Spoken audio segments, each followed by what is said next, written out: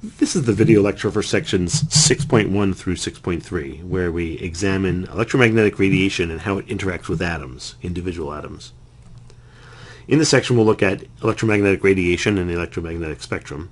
We'll talk about photons and the energy of those photons, and also the Bohr model of the hydrogen atom and how electromagnetic radiation interacts with those atoms. So we start out with electromagnetic radiation. Electromagnetic radiation is a wave propagating through space that influences both the electric field of that space and the magnetic field. And the idea is that the electric field and the magnetic fields are disturbed at right angles to one another, at 90-degree angles to one another. The wavelength is the distance between the tops of the waves. That's wavelength, that gets the symbol lambda. And the amplitude is how high the wave is, which is also related to how much energy it carries. So when waves are more compact together on the distance axis, that's said to be a short wavelength. When they're spread out further, it's said to be a long wavelength. When the waves are low, they have low amplitude, so something along these lines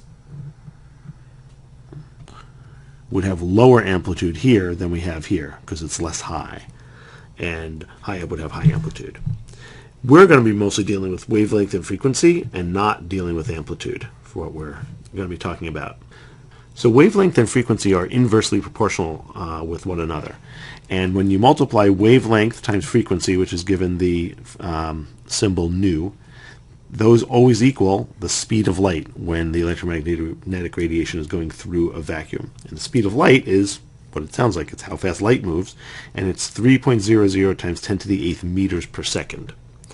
And the idea here is how fast do those waves go by and how long are they? And so frequency, what we're talking about is we're talking about the waves propagating through space, and if you're sitting at one particular place, how many waves go by per second. So frequency can also be thought of as cycles per second, meaning the wave cycles up and down. And it also is just waves per second, and it's given the symbol hertz, which is cycles per second. And often you'll see hertz have the same units of just seconds to the -1, and the fact that it's a wave is implied.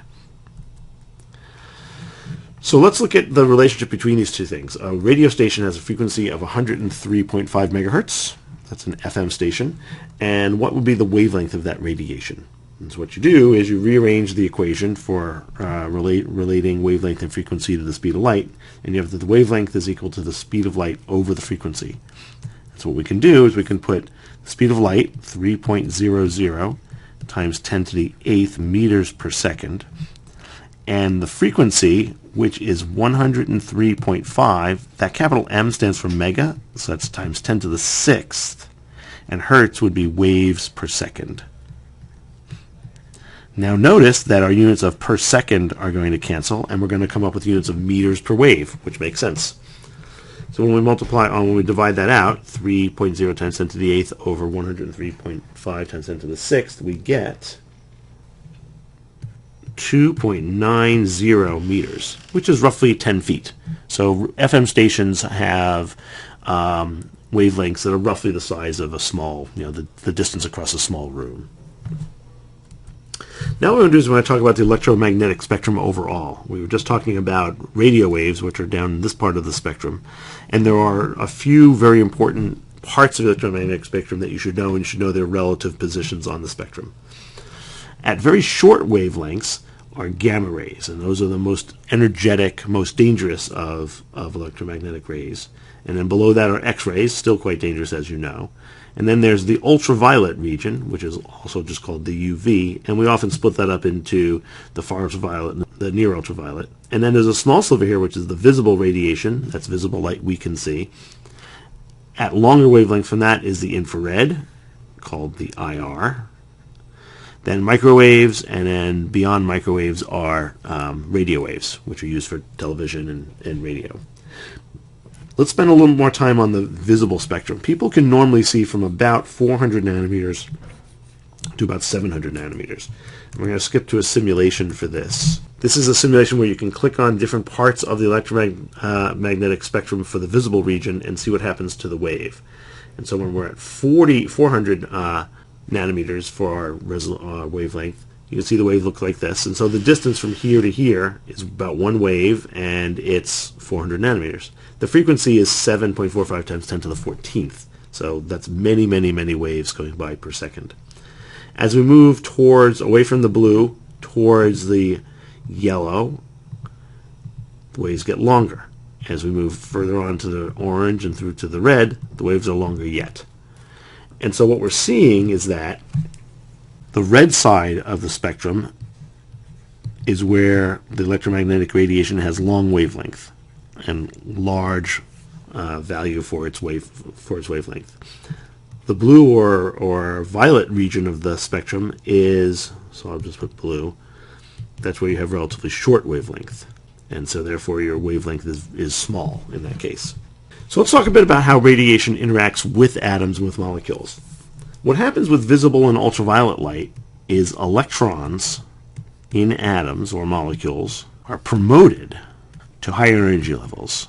And what that means is that the electron cloud shape inside those atoms or inside those molecules changes, and generally what happens is when the atom or molecule absorbs light, the electrons move further away from the nucleus and they become higher energy, less stable.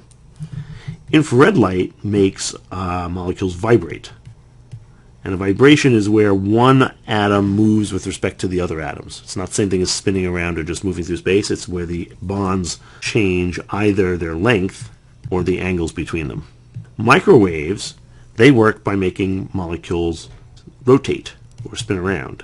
And that's how a microwave oven works. A microwave oven is tuned so that water molecules in particular will rotate back and forth at the same frequency as the microwave radiation. And so that's how they get hot, by moving back and forth a lot.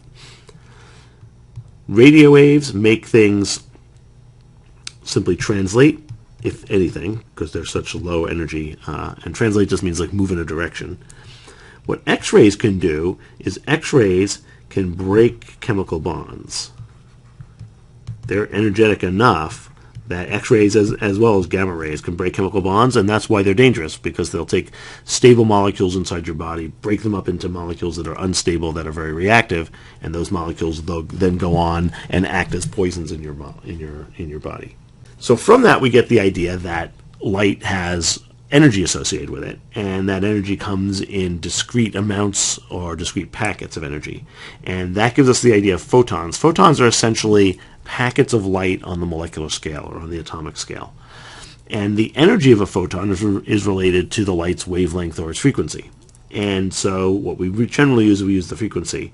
And the energy of a single photon, remember that's on the atomic scale, is equal to Planck's constant, which is this here, times the frequency of that light. And Planck's constant is 6.626 times 10 to the minus 34, a small number, joules times seconds. So when you multiply that by frequency, which has units of seconds to minus 1, the seconds will cancel and you'll end up with joules. So let's determine the energy of a photon of light of wavelength of 455 nanometers. So the first thing we need to do is we need to figure out the frequency. The frequency is going to be the speed of light divided by the wavelength.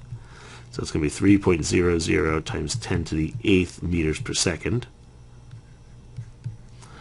divided by the wavelength, which is 455 nanometers. A nanometer is 10 to the minus 9th meters, so it's 455 times 10 to the minus 9th meters. And so meters will cancel, and we'll end up with units of 1 over seconds, which is the units of frequency. That's 3 exponent 8 divided by 455 exponent 9 minus, and we come up with 6.59 times 10 to the 14th seconds to the minus 1. And that number is very large, and that's what you normally see for things around the visible or infrared or ultraviolet light, things that are in the above 10 to the 10th power. So that's frequency. So the energy of a photon then is equal to Planck's constant times that frequency. So it's equal to 6.626 times 10 to the minus 34 joules times seconds times 6.59 times 10 to the 14th seconds to the minus 1. So the seconds and the seconds to the minus 1 cancel, and we're ending up with units of joules, and we end up with 4.37 times 10 to the minus 19th joules per photon. And remember, this is dealing with things on the atomic scale. So if you were trying to figure out how much energy is this related to real-life things, you would do it per mole of photons. So if we multiply by Avogadro's number, what we see is that that is the same thing as 263,000 joules per mole of photons. And as we'll see later on, that's in the region of how strong a chemical bond is. Let's now talk about where light comes from and what it looks like.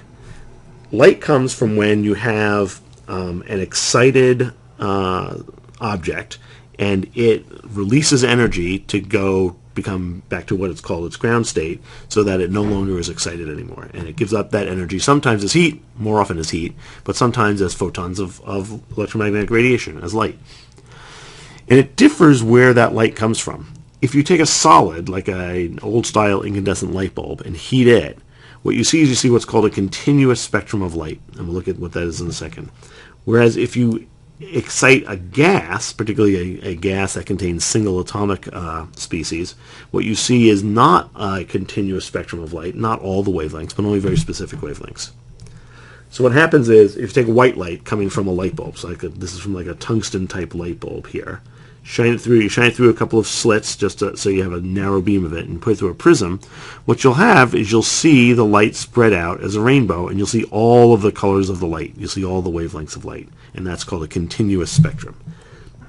If you do the same experiment, but use a gas discharge tube, where you have something, for example, like hydrogen gas, the energy of the gas is high enough that it splits up H2 molecules into hydrogen atoms, and so if you have single atoms emitting light, what they do is the light comes through again, but when it gets split up, you don't see a continuous spectrum. You see light at this wavelength, and that wavelength, and that wavelength, and that wavelength, and you don't see any light in between. And so you only see very discrete emissions, only certain wavelengths. Here is a couple of examples. So this is an incandescent bulb. This is what you would see for the whole spectrum of continuous light coming from a solid. And these are two different gases, hydrogen gas in one case and helium gas in another case. Both of the gases give off only very individual, small, discrete wavelengths of light, but the gases give off the different elements give off different wavelengths of light. And that's because the electrons are held at different energy levels in those different elements. So what do those spectral lines tell us? The most important thing they tell us is that the fact that they're there tells us that electrons must exist at only specific energy levels in an atom. And what that means is that energy in an atom is what we call quantized. Quantized means it can have only certain energy levels, but not just any old energy level. And a good way to think about this is like the stairs on a ladder. If you have a ladder, you can step on each of these rungs, but you can't step anywhere in between. And that's the way electrons act inside atoms. They can be at this level, or that level, or that level, but they can't be there. If you try to put it there, it'll fall down to there, just like your foot would with a ladder. Okay, so let's look at electron transitions, and for this we're going to look at another simulation. What we have is we have a hydrogen atom here. We have a light source here that's going to send a photon of light at an atom, and we have a detector over here. And here we have an animation of an electron. That little arrows represents an electron, and these little dashed lines here, these little horizontal lines here, represent different energy levels inside a hydrogen atom. And so if we send a photon of 121 nanometer light at the hydrogen, what happens is that photon goes over, it hits that hydrogen, it changes the shape of the electron cloud, which eventually changes back and ejects that photon of light again, and the photon light hits the detector. Let's repeat that, but watch down here now. So when the photon of light hits the atom, the electron jumps up to a higher energy level, but then jumps back down again. And when it jumps back down again, it gives off that wavelength of light that it absorbed. Now let's look at higher energy light. Let's look at 97.3 nanometer light. So it's shorter wavelength, higher energy.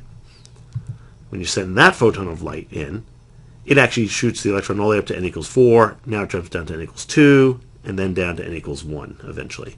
And so it cascades down, but it always ends up back down at n equals 1, which is called the ground state. And different times the electron jumps up, it might jump down in different ways. So sometimes it might jump all the way straight down to n equals 1, but sometimes it might jump to n equals 2, or sometimes n equals 3. So the electron takes a varied path from time to time on how it gets back down to what's called its ground state. In hydrogen, there's a mathematical relationship regarding the energy levels that are available. So in hydrogen, what happens is you have the n equals 1 level. Up here you have the n equals 2 level, then you have the n equals 3 level, etc. And eventually you come up with to n equals infinity. And n equals infinity is defined as the zero energy. Energy equals 0 there. And what n equals 0 means, or what energy equals 0 means, is that's when the electron's completely out of the nucleus, out away from the nucleus, it's out of the atom. So 0 is when there is no electron-proton attractions. And that just means the electron's very far from the nucleus. So why are these energy values, if we go back here for a second, these energy values are normally in this equate. So why then are all these energy levels negative? Why negative? The reason is that when the electron is near the atom, if you have the proton here, it's got a positive charge, you have an electron here, when the electron is near the atom, it's attracted to the nucleus, which means it's more stable than it would be if the electron was far away. Because it's near the nucleus and it's more stable, it's lower in energy. So because we're setting the energy equal to 0 when the electron's far away, whenever the electron's close, it's lower than that. So it's negative. It's below the 0 point energy. Now what happens for hydrogen is that a variety of energy levels can exist, and they're all equal to this constant here times 1 over n squared, where n's an integer, and that integer can be 1 or 2 or 3, or it goes all the way up to infinity, but it's an integer. And those are the allowed energy levels for hydrogen. Those are the particular energy levels that will occur, and no other energy levels will occur. You can't put a 2.8 in here. It's always a 1, 2, or 3. Now let's look at a diagram of this. So we have our different hydrogen energy levels starting at 1, going up to infinity. And what happens is it turns out that the energy that you see from things dropping down to the n equals 2 level give wavelengths of light that are indivisible. And those are called the Balmer series. That's a historical term. The energy of light dropping down from any of the higher energy levels down to the n equals 1 level, the lowest level, those are all in the ultraviolet. These are all in the visible. If you're going to drop down to the n equals 3 level, all of these wavelengths are all in the infrared. So whenever we see hydrogen gas emitting light that we can see, visible light, all of the transitions we're seeing are things dropping down from higher energy levels down to n equals 2. And we can calculate, because we know these different energy levels, we can calculate the differences between them, and from that determine what wavelengths of light correspond to what electron transitions. So the equation for an electronic transition, meaning an electron moving from one energy level to another energy level, or the hydrogen moving from one energy level to another energy level, will be the difference between two of those energy levels. So it's the same constant times 1 over the final n value squared over 1 over the initial n value squared. So this is essentially just taking this equation here twice and multiplying and subtracting one from the other. So let's go ahead and do this and say, what's the wavelength of light used to promote an electron from n equals 3 up to n equals 4?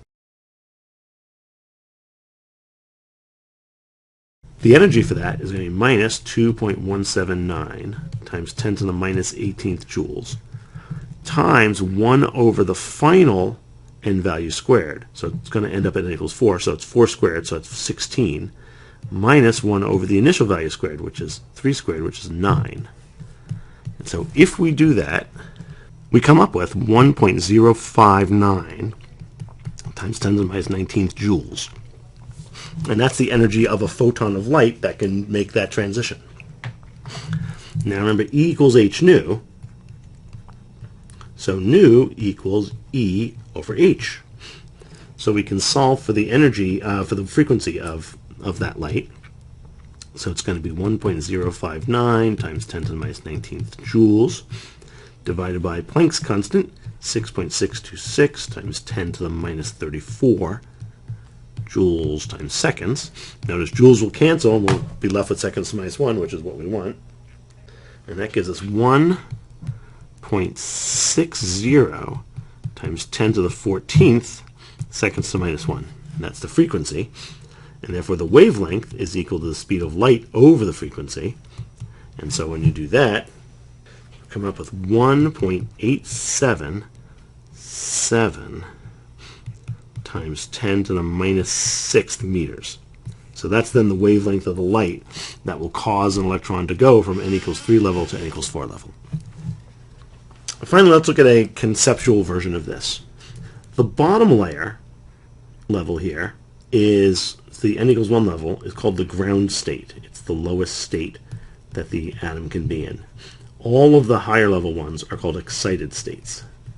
Anytime an electron goes up, it involves absorption of energy. Anytime an electron goes down, that involves an emission of energy. The larger the gap, large energy gap, large change in energy, equals large frequency, but it also equals short wavelength. So let's go ahead and look at these. The emission line with the longest wavelength. The emission lines have to be those that are going downward, so it's going to be number 4 or number 5. Long wavelength means low frequency and low energy. So this is number 5, this one right here. The absorption line with the shortest wavelength. So it has to be 1, 2, or 3. Short wavelength corresponds to high energy. So this particular one would be number 3, the largest energy absorption. The emission line with the lowest energy is again number 5.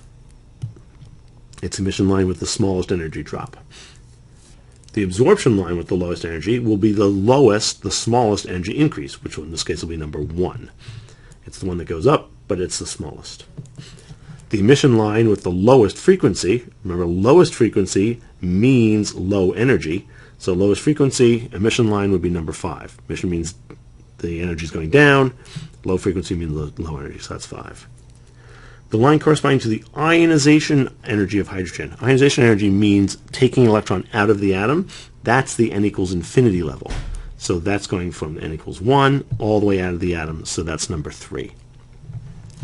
And that is our introduction to the electromagnetic spectrum, radiation, and how it interacts with atoms.